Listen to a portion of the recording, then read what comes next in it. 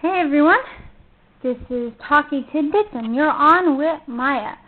So, one interesting thing I was thinking about the other day that I wanted to bring up in this podcast episode, I guess you'd call it, podcast recording. Yeah, I don't know. Forget about the technicalities. Okay, so what I've been thinking is, for all you language learners out there, myself included, I think that we put a lot of pressure on ourselves sometimes to actually achieve fluency in a language. I mean, sit down and think about that phrase for a minute. What does it even mean to be fluent in a language? I mean, okay, think of your mother tongue, your first language, the first language you were able to communicate in, or maybe the first few if you were raised in a multilingual household. But think about this for a minute. How did you eventually gain the ability to speak in that language or languages when you were growing up? Okay, like, I highly doubt, although maybe this is the case for some people out there. I don't know. I'm just giving an example. But I'm willing to bet that you were not the person that got sat down at the table and made to read a grammar book or a linguistics textbook for hours on end, try to memorize the information, rote repetition, rinse and repeat, that sort of thing. What I think is, you probably learned your language or languages by exposure, right? You heard it around you. So, I present to you the analogy that I've titled this video as, think of language learning as though you were a baby. Think of being a language learner as being a baby. And I don't mean that in a derogatory way, like, oh, you're being a baby. No, I mean literally, pretend you are a baby in some foreign language or languages that you're studying right now at this moment. So, me, for instance.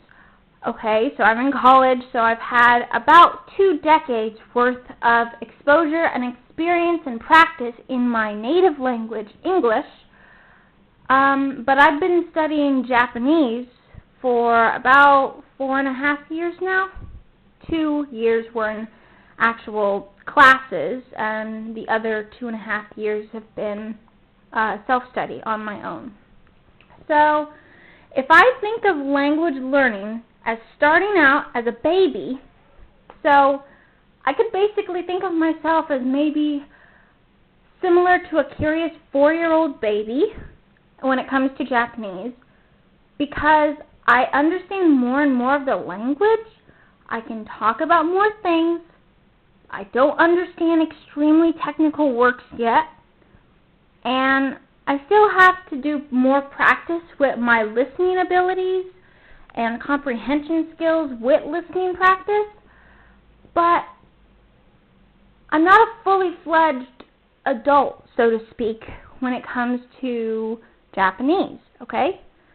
So, similarly with ASL, American Sign Language, my third language, been studying it for about 2.5 years. 2.5 years. 2 years have been in actual classes, so not as long as with Japanese, but that's my point.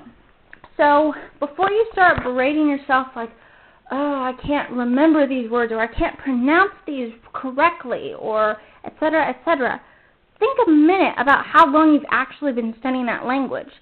And not only how long, how often, and just more broadly, more simply, how. How have you been studying the language? Have you been taking classes? Have you been listening to videos? Have you been listening to music? Have you been reading? Have you been writing? All that stuff is extremely important. So take me for instance, the last few days I've taken it upon myself to try a new approach to, drumroll, kanji memorization. Now, I know maybe it might be a little controversial, this method I've been using, but honestly, I've actually found that rote repetition does help me tremendously with kanji, because at this point in my Japanese fluency, I can talk and write about lots of things, But if I have to handwrite those such things, I tend to have a bit of trouble remembering the actual kanji, the actual characters for certain terms. So what I've been doing is, okay, so let me give a little backstory. It might clear things up a bit. For the last couple of months, I've been trying to keep like a 1 or 2 sentence journal in Japanese on a nearly daily basis. But there was a problem with that because I not only had 2 bilingual dictionaries, I have Kodansha's Furigana dictionaries, the English-Japanese one and the Japanese-English one. And I also have an app on my device called Takoboto, which is like an online Japanese dictionary. But the problem with this was that whenever I would try to write a journal entry or just write about anything in general, I'd pull out those dictionaries, I'd think of what I wanted to say in English, and then I would think about how I knew how to say it in Japanese, or otherwise I would look up the near equivalent, and I would write it as that. But then, weeks later, if I went back to that journal entry, I wouldn't be able to read it. Why? Because I'd probably used words that I would never have otherwise remembered. So, from here on out, I've been kind of a little bit more, I've been trying to be stricter with myself as far as how I write in Japanese. So what I've been doing, I think about something, some kind of event or memory that I want to write about. So when that happens, I think of the words I need to use. And I've been using a notebook for kanji study. So this is my technique. If it helps you and you want to give it a shot, go for it. I'm not forcing you to by any means, but it has helped me at least with the handwriting aspect. I mean, a lot of these kanji I can read. If I see them, I'll know how to say them. It's just the recall that I've been having trouble with, and that's why I think it's important to keep handwriting things. So, what I do, okay, so like last night I watched a movie that I got for Christmas, Nagayume. It's a really interesting psychological thriller, but besides the point. I watched it, and I wanted to write about how I had watched it and about the characters. So I thought about the words nagai and yume. Okay, so that's 2 kanji in that phrase.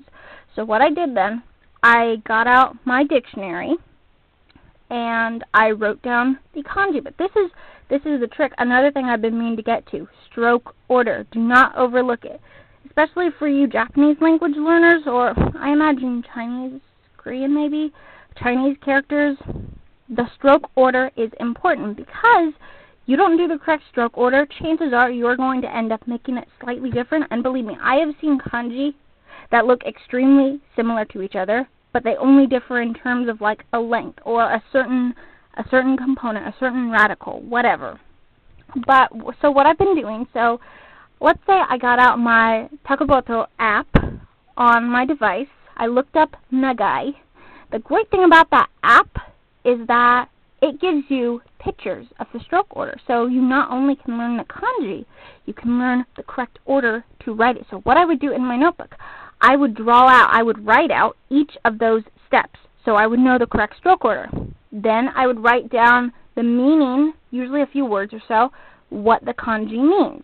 Now, I'm not touching base so much on kunyomi or onyomi because over time with exposure to new words, I get a strong idea of how that word is said. Like in the words kibun or yuki, feelings and courage, respectively. The ki part is the same kanji, and I get a feeling, I get an understanding over time with exposure. Right now, my only focus really is on remembering to write the darn things. So what I would do, after I would write out the stroke order, the correct stroke order, then, this is the fun part, I would make myself write that kanji over and over for 2 lines. And then, I would move on to another kanji, repeat, rinse and repeat. Oh, and one other thing I found useful that the Takoboto app has, it tells you it tells you the Japanese language proficiency test level. So, like, if you get to a certain kanji and it's, like, really easy, it'll say, like, N4 or N5, you know, because those are the easier levels. A lot of what I've been using is either N2 or N1, mostly N2, but it just gives me a good idea of where I stand as far as actually the variety and complexity of the terms that I use. So, anyway, I know I'm rambling on a bit with the kanji study, but I just thought it might be interesting to bring that up because I think I've been kind of like on myself for a while, like thinking, am I even fluent? But then I realized fluency is not like a journey that just ends. It's not like a vacation that lasts a certain time and then ends just like that with a snap of your finger. No. I mean, even with English, for crying out loud, I had to take English classes all through school. And through my college years, I'm probably definitely going to take more English classes because I am not done studying. I mean, I think of how it is from my perspective as a native English speaker, and I think, well, yeah, I'm fluent. I can talk. What does that mean, I'm fluent in English? Well, it means I could talk to you about most anything, but I can't talk to you about everything. For instance, I can't tell you everything there is to know about different art periods or history periods because I just don't remember as much of those concepts as I do, say, other things like science or mathematics or drawing, you know, or music, that kind of stuff. It depends. I think fluency really comes down to how are you when you talk or you speak or you communicate in some way about things. I think it means you can hold yourself steady in a conversation. You can follow along pretty well. You could watch things and understand what's being talked about. You could listen to things and understand, for the most part, what's being talked about. But that's the thing. I think when we actively start to learn a foreign language, I think that we're probably old enough to kind of comprehend more things about the world around us. So at that point, it becomes an internal battle of whether or not you'll ever be fluent in a language, if you get what I'm saying. So, like, right now, I am self-studying French, and I will admit I have a bit of trouble pronouncing the R sound correctly. I don't know why, but it seems like in every language, across every language I've come across that I've been wanting to study, it seems the treble consonant is always R. It's like, why is it always R? I mean, Japanese, they say R is not quite L. It's not like English R. It's kind of like a blend. In Spanish, you roll your R's, and in French, it's like a guttural R or something. I don't know. But anyway, the point is, treat language learning, all this stuff you're taking in, treat it as though you're just a baby. So like me, I'm starting out in French, so I'm probably, like, if you considered me as not the person I am now, but just the person in terms of how old I would be, like the age equivalent. Like my age equivalent when it comes to speaking French is an infant, right? Because a baby, you think about it, and this is the interesting thing, because you think about babies, when they are born, they just see everything around them, right? They see people, they hear sounds, but they can't talk about any of it. They can't communicate. They're still trying to understand it. They're still trying to think their way through that. So what do? They make faces, they cry, they scream, you know, they're hungry, they want to go to the bathroom, they're sleepy, they need cleaned, something, right? Because they don't know how to say the words that can convey those situations or those feelings, right? But eventually, they do. Okay, so for every baby that you hear or you've ever heard them babble or talk gibberish or whatever, you think about it, one day they're going to be able to talk in that language that they are surrounded by, just like how you are able to talk in yours, right? So like when they're a toddler, they're going to be able to say more things. They're going to start remembering names of the people around them, names of things around them. And over time, they're going to learn how to say sentences. They're going to learn how to express themselves, talk about their feelings, talk about things they like and they dislike. And when they're older and they're, in school and studying, they're going to be able to talk about many complex, difficult concepts, right? And that's just how it goes. And I don't think you really plan for that.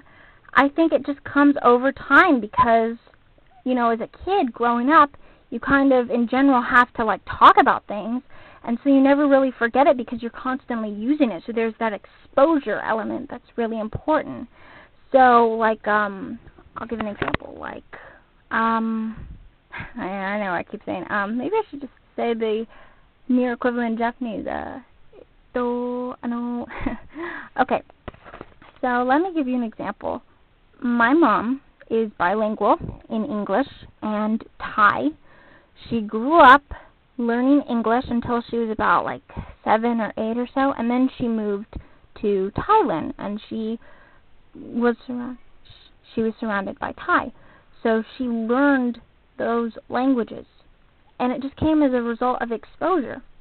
And I think about it now, it's just really not only learning the material, but it's also making sure you're exposing yourself to it. I'm sure if you've ever heard this maybe from a science teacher or someone similar, you can't do science just by reading a textbook about it, right? Just because you've read, say, a whole chemistry textbook, it doesn't mean you know how to do chemistry.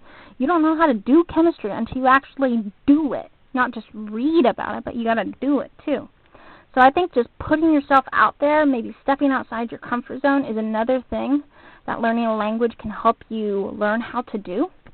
So me, I've always felt my biggest weakness was not necessarily reading materials, which is a passive activity, but maybe actually communicating. There were times when I would be if I talked based on how much I understand in the language right now, would people actually understand me?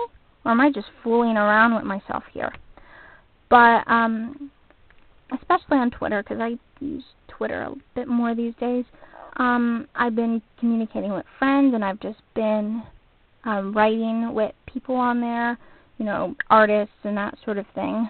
But the communication would be in Japanese, and that would force me to learn new words that I may not have previously known, or to talk about things that maybe I'd wanted to talk about, but I didn't know how to properly express.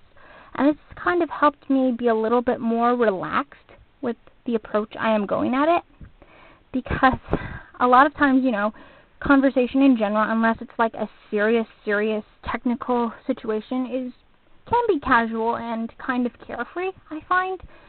And I feel like I've honestly improved my fluency more in the last month, just because I've been exposing myself to more of it at a faster rate. I've been using it more to communicate with people, and I think that's the point. I think that's a fear that language learners have at some point in their journey, is that fear of actually using the language you've studied to communicate with other people that understand that language maybe even better than you do, because you're afraid of messing up, right?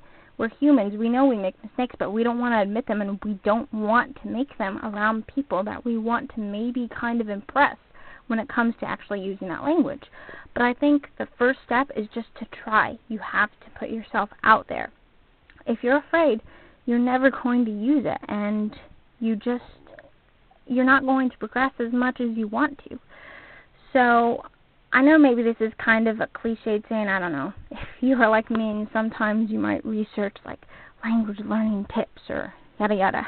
But I think it truly does make a difference, furthermore, in learning the terms that you need to talk about things that are what interest you. Okay, so me, for instance, I'm probably not going to talk about lawyer material. I'm probably not going to talk about laws, like the serious judge, like the stuff they might cover in so I might want to talk about science, because I like science. I might want to talk about music because I really like music. I might want to talk about learning languages because I really like learning languages. I am probably not going to talk about financial papers or court cases because I don't know much about that stuff already. So I'm probably not going to be as interested in learning that kind of thing. So really just pick the kinds of topics that interest you. So if you want to talk about things you do at home, go ahead and learn the words and the phrases you need to do that, But don't be so uptight with it to the point that you're like, every time you speak, you're like, have you ever had those points in your language studying, maybe, where you try to say something in a foreign language, you have it in your mind what you're going to say, but then as soon as you open your mouth, you stumble, you pause for longer than needed, and it just ends up making you sound kind of like a robot. Well, that's what's happened to me sometimes before, and I just have to get through it and just give it my best shot, I don't think anybody expects you to be perfect in the language, especially if it's not your native language and you haven't been studying it for like years and years and years and years and years. And even if you have been studying it for years and years and maybe you're still not quite sounding like a native or in that, I don't know. I just think from my perspective, personally, as a native English speaker, when I hear people speak English with an accent, therefore indicating that their first language is not obviously English, I want to appreciate them more because it's like I start to wonder how many years have they put into learning English that they're able to communicate like this. That's hard. English is not an easy language by any means.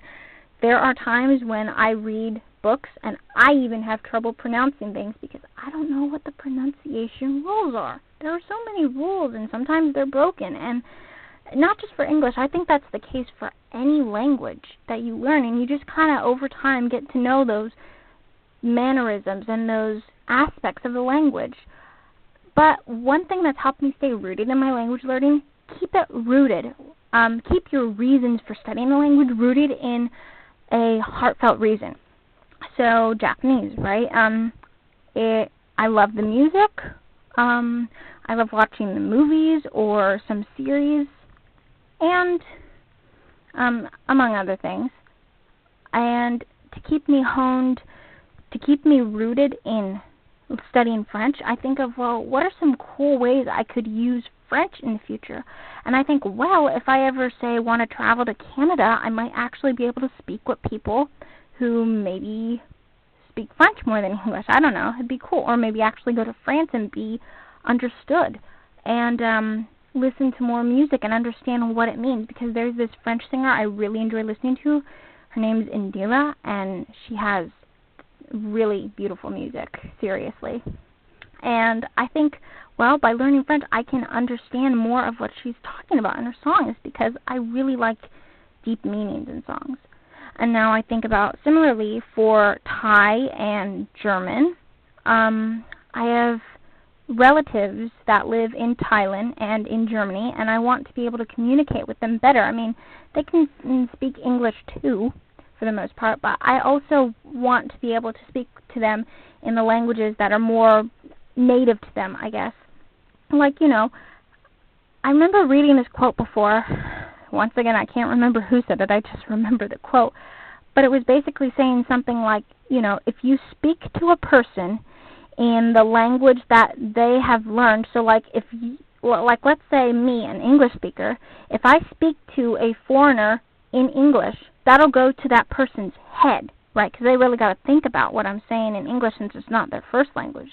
But if I speak to them in their language that they speak that's not English, that goes to their heart, right? Because that's the language they deeply still primarily understand.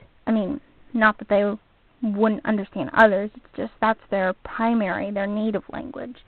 So I think another thing I've been thinking about is languages, I think, tend to be underappreciated sometimes. You may have heard this story at one point or another, somebody or somebody you heard study the language in school. They understand basically none of it now. And I mean, that is the case for a lot of people because, language is a hard thing to do. It's basically relearning everything you learned in your own language, like top to bottom. And depending on what language you're studying, maybe a whole new alphabet too. And it is definitely a challenge, but I think by learning new languages, you can cross those borders that would otherwise divide you and people that don't speak the language that you speak, because you become able to communicate in different kinds of ways. So, I think of it this way. I know I talk about Japanese a lot, but I think about it like this. If I had decided not to study Japanese all those years ago, I wouldn't be able to, I probably wouldn't be composing, for one thing, because Japanese music is what inspired me to compose in the first place, and I probably would not have been as thoughtful, I guess. I know that sounds kind of corny, but I think it's made me more thoughtful of other cultures. It's helped me broaden my mind in that aspect a little, I guess. And another thing I can think of, especially in the last month, if I'd never studied the language, I wouldn't have made a new friend. Yeah, I mean, I mentioned this a couple weeks ago in another episode, but one of the reasons I made a new friend over the last month was because I came across a YouTube video that was that concerned a Japanese actor slash singer slash narrator slash there's a lot of stuff, this guy, but I had watched a YouTube video about this person, and I'd started communicating with the YouTuber who put up that video, and and we were able to communicate a lot because we both understand Japanese and English and a couple others. We're both language learners, basically. But that's the point. If I had not studied Japanese, I wouldn't have started listening to this particular person's music, or therefore found that video, or made friends with that person who uploaded the video. I mean, there's all these things. They say things happen for a reason, and I think that was probably one of the reasons. And I see now how profound language learning can be. So I know I veered off the main topic I initially planned on for today, but just think of language learning as this big atmosphere of things you can immerse yourself in and enjoy. And that's the fun part of it. That's the main part of it. Don't let go of the fun, right? Remember why you started learning it. Make it an enjoyable adventure. It's like a vacation. If you think it's going to be boring, you'll probably have a boring trip. But if you set out on the journey with open eyes and an excited mindset, you're going to really enjoy it in the long run a lot more, I think. So, on that note, language learning is like being a baby. Seriously. Nobody starts out extremely fluent. We learn over time through experience and practice and exposure. So keep that in mind and just enjoy the languages that you learn. I mean, I will admit, I think overall, when you are younger, it is easier to learn certain languages, or just languages in general. But at the very least, just enjoy what you're doing, because you are living with these decisions. So enjoy them, especially when it comes to language learning. Until next time, I'm Maia, and this is Talky Tidbits.